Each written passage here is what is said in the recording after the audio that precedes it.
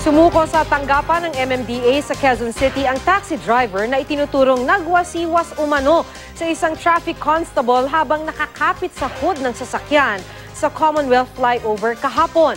Positibo siyang kinilala ng biktimang constable.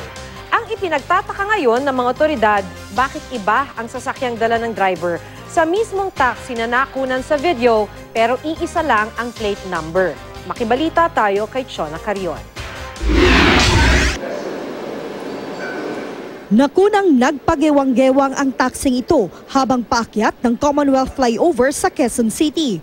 Sa hood ng taksing may plakang TXW775, makikitang may nakakapit palang MMDA traffic constable.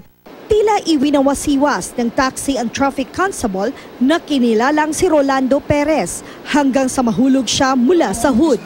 Sabay karipas naman papalayo ng taxi. Kaninang umaga, lumutang ang taxi driver ng Juanian Taxi na si Ramon Talan sa MMDA Field Office sa Quezon City. Pero anya, hindi raw siyang driver ng taxing nagwasiwas sa traffic constable kahapon. Sabi ni Talan, patungo siyang Maynila kahapon at wala sa Commonwealth nang mangyari ang insidente.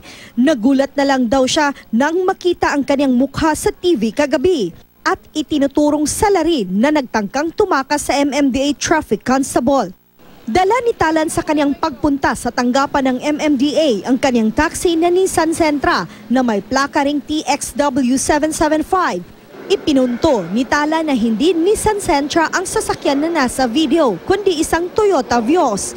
Iba rin ang nakakabit na accessories. Pero si Perez na nagtamo ng pasa sa binti, positibong kinilala si Talan na siya raw driver ng taxi na nagwasiwas sa kanya. Paliwanag ng mga kapwa constable ni Perez, hinarang daw niya ang taxi kahapon matapos nitong mag-swerve sa 6 na lane sa gitna ng matinding trapiko. Pero kahit pinara na ng constable, umarangkada pa rin daw ang taxi, kaya kumapit ang taga-MMDA sa hood ng sasakyan.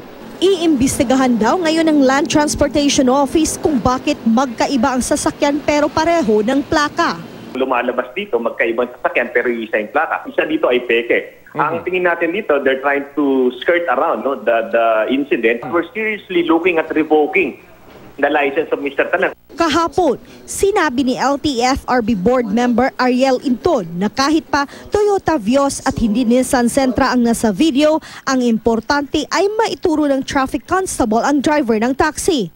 Maaaring indikasyon daw ito ng kambal plaka na maaring modus ng mga kolorom na unit ng operator. Irerekomenda ng LTFRB ang pagtatanggal o pagsususpinde ng driver's license ni Talan.